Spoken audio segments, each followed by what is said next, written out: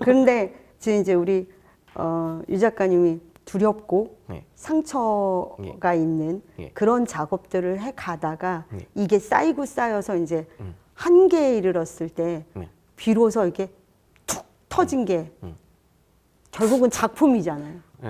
그러니까 참 고통스러운 직업이에요. 그러니까 사실 창작자라는 거. 아유, 그거 뭔 마음인지 알겠어요. 예. 우리 작가님 지금 상처 얘기하셨어요. 예. 혹시 예전에 이렇게 제가 뭐 작가 토크할 때 이렇게 보면 예. 가족에게서 또 상처가 있으신. 아, 있었죠. 예. 그러니까 뭐 그거 물어보시려고 하시나 보다. 그러니까 제가 그 누님이 한 3년 전에 돌아가셨어요. 그러니까 그래갖고 제가 그때 굉장히 힘들었죠. 그래갖고 지금도 사실은 뭐 아직까지 힘든 부분이 좀 있죠. 예. 아니 누님이 3년 전에 돌아가신 거하고 예. 예. 뭐 어떤 게 이렇게 힘드세요? 힘들죠. 우리 사랑하는 사람과 그 헤어진다는 건 정말 너무너무 힘든 일이라는 건 다들 알고 계시고, 그리고 그 이별에 대한 그러니까 상실감에 대한 그게 컸었죠. 그리고 제 책 중에 정현우의 칼을 찾아주세요라는 책이 있는데, 그거는 제 책 중에 가장 밝은 책이라고. 제가 그거는 그림은 안 그렸어요. 그림은 안 그리고 글만 쓰게 된 경우인데, 그 책은 누나 얘기를 좀 담고 있죠. 그러니까 상실에 대한 이야기. 아이들이 잃어버린 거를 함께 좀 찾아주면서 하는 내용이에요. 그러니까 제가 지금 금방 가족의 아픔 얘기를 하면서 예. 상처 얘기를 하면서 요 얘기를 한 이유가, 우리 작가님은 예. 상처 뒤에 항상 그거를 이렇게 치고 올라가는 요런 작업을 하면서 스스로 자기를 이렇게 뭐라 그럴까요? 설레게 하는 것 같아요. 아마 이거는 그러니까 꼭 제가 작가기 때문에 뭐 그런 건 아닐 것 같고, 아마 모든 분들이 전부 다 겪을 거라고 생각해요. 저는 이렇게 사람 사는 게 그렇게 많이 다르다고 생각 안 하거든요. 그러니까 그래요? 어떤 방법으로든 한 번씩 그런 거를 짚고 넘어가야 된다 그럴까? 그런 뭐 상처가 있거나 아니면 자기가 치유하지 못할, 어떻게 보면 뭐 아주 어려운 부분이 있으면은 그거를 그냥 어떻게 보면 외면한다고 해서 사라지는 건 아닌 것 같아요. 그러니까 그걸 어떻게 보면은 저만의 방법으로 했던 거는 책을 내는 방법이었어요. 그러니까 그런 작업이 저한테는 뭐 즐겁다고 얘기하기는 좀 그렇지만 필요했던 부분인 것 같아요. 정현우의 칼을 찾아주세요도 어떻게 보면 이렇게 밝은 책으로 만들어졌는데, 그게 상실이라는 저한테 이제 주어진 어떻게 보면은 소재였는데, 아이들 똑같은 상실을 겪고 있다는 게 우연하게 나왔던 일이었어요. 그러니까 연우가 우리 밑에 집 사는 아이였어요. 예. 근데 그 아이가 칼을 잊어버린 거예요. 그러니까 칼을 잊어버려갖고 친구들이 전단지를 만들어준 모양이더라고요. 그래갖고 제가 문득 떠오른 게, 저도 상실의 아픔이 있는 상황이지만 연우도 지금 상실의 아픔이 잃어버렸잖아. 너무 크구나. 그리고 그 상실에 주변 아이들이 같이 공감해 주는구나. 그러니까 이게 이야기가 자연스럽게 떠올랐었죠. 와, 근데 나의 상실을 예. 정현우라는 아이하고 이렇게 예. 연결해서 예. 이렇게 녹이는 예. 이게 바로 우리 유 작가님의 아유. 엄청난 재능이시죠. 그렇게 얘기해 주시니까 좀 제가 대단해 보이는데. 근데 사실 그게 뭐 대단하다기보단 제가 직업이 어떻게 보면 작가다 보니까 제가 아까 얘기했듯이 일상생활에서 제가 가장 중요하게 생각하고 제일 많이 생각하는 부분이 책에 녹아든다고 말씀을 드렸잖아요. 근데 그때 당시에는 누나였어요. 그러니까 상실 누나. 그러니까 계속 머릿속에 있다 보니까 그 전단지가 저와 그렇게 보였던 거죠. 그러니까 저하고 공감되게.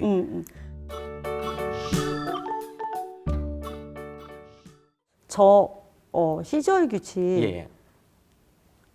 도대체 조그맣게 이제 조금 이렇게 실마리는 잡았어요. 저 시저의 규칙에서 왜 눈 밑에다가 상처를 딱 냈나? 전 그게 되게 궁금했는데 예. 아까 테마가 그렇죠. 예. 두려움과 상처다라고 얘기하셨는데 그래서 만드신 거예요? 아니면 어떻게 해서 만드신 거예요? 시저의 왜 밑에 그게 있을까? 그러니까 처음에 이제 그 힘 있는 권력자 그 시저라는 그 악어를 주인공으로 잡고 나서 이제 이야기를 꾸미게 되면서 그 사실은 처음에는 더미 만들 때까지 1차 더미 때까지는 시저 눈 밑에 상처가 없었어요. 예. 그러니까 애초에 나올 때. 예, 처음 첫 더미에는 없었어요. 그래갖고 그러니까 그 이제 쭉 회의를 거치면서 나중에 그 눈밑 상처를 제가 그려놓은 거거든요. 근데 그거를 그려놓고 안 그려놓고의 차이가 굉장히 컸어요, 저한테는. 왜냐하면 이제 그 전에 있던 그냥 힘 있는 권력자 시저하고 그리고 눈 밑에 상처가 난 시저하고는 전혀 다른 인물이었어요. 그러니까, 당연하죠. 네, 전혀 다른 인물. 그냥 제가 이제 시저라는 그 악어 주인공을 정할 때 그냥 무턱대고 제가 시저라는 이름을 정한 거거든요. 예. 그 제가 중요하게 생각하는 단어, 그 규칙은 잡아놓고 갔어요. 근데 누구의 규칙을 할까라고 할 때 권력자의 규칙이었으면 좋겠다라고 생각을 한 거죠. 근데 그래갖고 권력자 이름들을 쭉 대놓고 생각을 해봤어요, 제가. 제일 대표적으로 떠오르는 게 이제 시저, 뭐 알렉산더 대왕, 별 하다가 나중에는 이성계까지 생각하게 됐어요, 사실은. 근데 그거는 좀 약간 안 어울린다 하고 시저의 규칙이 제일 쫙 입에 달라붙더라고요. 그래갖고 시저 규칙으로 정해놓고 시저 캐릭터도 정했어요. 그러니까 그 악어로 정했는데, 제가 그 다큐멘터리 같은 걸 보는 걸 굉장히 좋아하는데 시저라고 정해놓고 전 시저에 대해서 좀 안다고 생각했거든요. 근데 다큐멘터리 같은 거 쭉 보다 보니까 시저에 대해서 너무 몰라서더라고요, 제가. 시저가 굉장히 그 몰락한 귀족에서 태어나서 그러니까 어린 시절 불우하게 겪다가 권력자까지 가게 된 거더라고요. 네. 그러니까 그 얘기를 보면서 야, 그러면 시저도 상처가 나름대로 있는 인간이었구나라는 생각이 들면서 시저 눈 밑에 어릴 적 입었을 것 같은 누군가에게 당했을 그 어릴 적에 힘없던 어린 시절의 그 상처를 그려주는 게 좋겠다. 초승달 모양의 상처를 그리게 되면서 이야기가 좀 흐름이 잡히고 그 변곡점 아까 얘기하셨던 변곡점을 잡아줄 수 있게 됐죠. 불안을 또 나눌 때 이렇게 나눠요. 현실 불안이 있어요. 이 현실 불안은 뭐하고 뭐가 이제 부딪히냐 하면 에고가 자아가 나 이런 사람이야 라고 알았는데 딱 나가보니까 현실적으로 그런 사람이 아닌 거예요. 이럴 때 이제 현실 불안이 올라오거든요. 근데 현실 불안이 아니라 신경증 불안이라는 게 있어요. 근데 저는 시저의 규칙을 딱 읽는 순간 상처를 보는 순간 그리고 이 상처의 그가 색깔이 변하잖아요. 네. 뭘 이렇게 만날 때마다 그거거든요. 그러니까 시저의 규칙에서 그 신경증 불안을 딱 본 거예요, 제가. 신경증 불안이 방송에서는 차마 길게 설명할 수 없는 심리학적인 어떤 거를 보면서 제가 아니 도대체 작가님들은 언제 공부를 이렇게 다 하신 거야? 막 이런 생각을 했거든요. 전혀 공부하지 않았고요. 그러니까 그게 아마 했다면 제가 신경증 불안이었을 수는 있겠다라는 생각을 지금 교수님 말씀을 들으면서 하게 되는데 그게 참 재밌네요. 그러니까 제가 유 작가님이 아까 나를 만난다 그랬잖아요. 전 유 작가님이 나에게 주는 선물이지 않을까. 선물이라기보다는 나에게 던지는 질문이 더 맞는 것 같아요. 저는 그러니까 항상 너는 나중에 어떻게 할 거야? 라고 했던 게 제일 맞는 것 같아요. 그러니까 어떤 분들이 뭐 그럴 때가 있어요. 그러니까 뭐 균형을 할 때 그러면 작가님은 균형에 대해서 균형적으로 살고 계신가요? 그리고 시저의 규칙은 각 작가님은 그러면 그 권력자들이 하는 행동 그 규칙을 바꾸면서 살고 계신가요? 라고 얘기할 때가 많은데 저도 그 질문이 있기 때문에 이 책을 만든 거지 제가 그렇게 살고 있어서 그런 건 아니거든요. 그리고 가끔씩 제가 생각하는 게 작가는 그 질문까지가 끝 아닌가? 라는 생각이 들 때가 많아요. 왜? 질문까지가 끝이? 답은 저도 모르니까요. 그러니까, 저도 모르니까. 이걸 읽는 자네들이 알아서 해라. 그러니까 나중에 뭐 물어볼 때 그 시저는 또 마지막에 늪으로 가고 있는데 또 다 잡아먹으러 가는 거잖아요. 그게 맞는 것 같다는 생각이 들어요. 그러니까 얘가 신경이 변화했을까 안 변화했을까는 독자들이 생각해야 되는 몫이라고 생각을 해요.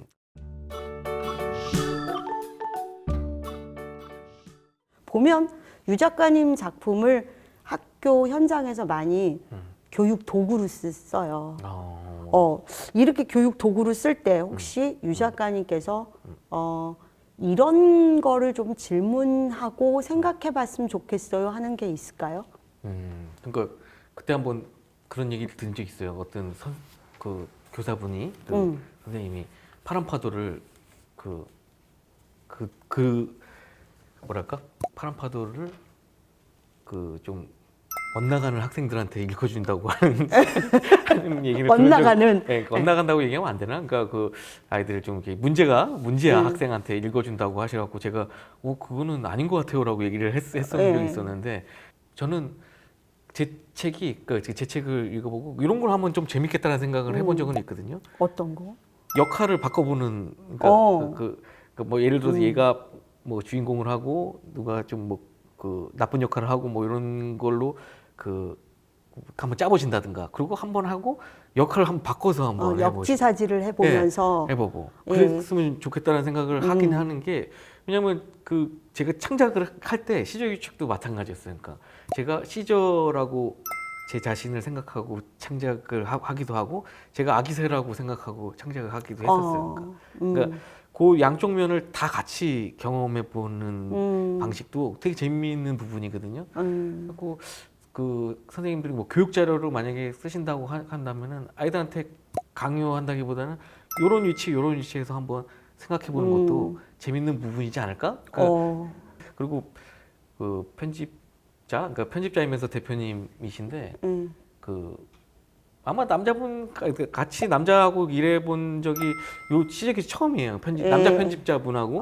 그래서 제가 쭉 그 문학동네에서 책을 계속 냈었고 그 여자분 편집자분하고 쭉 같이 일을 했었는데 또 다른 부분이 있더라고요. 그러니까 남자 편집자 그리고 나이대가 비슷한 편집 그 사람하고 하니까 또 다른 부분이 좀 소통이 있더라고요. 왜냐하면 편집자가 굉장히 중요해요, 사실은. 그러니까요. 그 협업이라는 거에 있어서의 그 편집자는 제 그 생각을 같이 공유하고 가야 되는 부분이 그렇죠. 있으니까. 그거 보니까 아까도 그 말씀하셨잖아요. 제목이 바뀔 정도로 편집자하고 끊임없이 호흡하면서 그럼요. 최적의 제목, 최적의 구성, 또 서사를 자를 때도 진짜 그거 뭐 같이 케미가 보통 아니셔야 그렇죠. 될 것 같은데. 그러니까 그 좋은 편집자를 만나는 게 정말 그 행운이라고 생각을 하거든요. 저는. 그러니까 저도 좋은 편집자를 많이 만나왔었다고 생각을 하고 남자분이라고 하니까 또 여성분들하고 할 때하고 좀 다른 소통이 좀 있었다는 거죠. 그러니까. 그래요. 예, 민창기 소장님하고 또 작품 구상 있으세요? 아직 현재는 그런 거는 전혀 같이 얘기한 부분은 없는데 이제 앞으로 뭐 계속 이제 일을 하다 보면 뭐 또 좋은 편집자하고 일하게 될 가능성이 많으니까 민창기 소장님하고도 다음에도 한번 일해보고 싶습니다. 좋은 이야기가 먼저 떠오르는 게 먼저겠죠. 그렇죠. 그 채비코 노래 중에 낭만에 대하여라는 노래가 되게 옛날 노래 같지만 그 그림책하고도 일맥상통한 부분이 있어요. 거기 맨 마지막 대사에 잃어버린 것에 대하여 낭만에 대하여라는 그 뒤에 대사 있잖아요.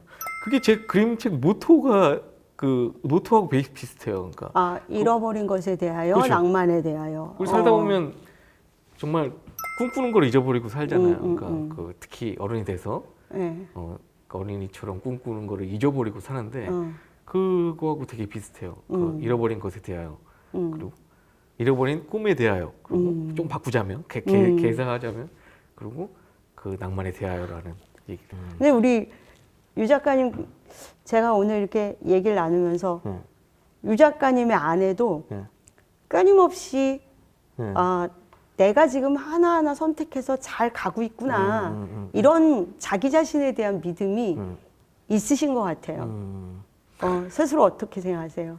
이게 이렇게 얘기하면서도 이렇게 그 어떻게 보면 가슴 벅차는 얘기들을 할 수 있다는 것도 되게 그 소통이 되는 거죠. 저희 선생님 처음 만났지만 교수님 처음 만났지만 그 얘기하면서도 이렇게 그 벅찰 수 있는 것도 어떻게 보면 사는 게 다 비슷하니까 그러니까 소통하면서 지금 같이 느낄 수 있었던 것 같아요. 그러니까 그 상처에 대한 거 그리고 그거를 치유하는 방법도 정말 다 각기 다르겠지만 아마 오늘 같이 얘기를 들으면서도 아 별다를 거 없구나라고 생각을 하셨을 것 같아요. 그러니까 아까 이 노래 얘기하다 하나만 더 얘기하고 싶은 게 그 노래 그 다들 그 좋아하는 노래도 제가 가사 위주로 듣는다 그랬잖아요. 예. 근데 또 반대로 또 하나 좋아하는 거는 경음악을 좋아해요. 그러니까 경음악. 경음악 듣다 보면 상상을 하게 되잖아요. 그러니까 그래갖고 제가 한 2년마다 한 번씩 보는 영화가 있는데 그 어렸을 때부터 아주 어렸을 때부터 2년마다 한 번씩 계속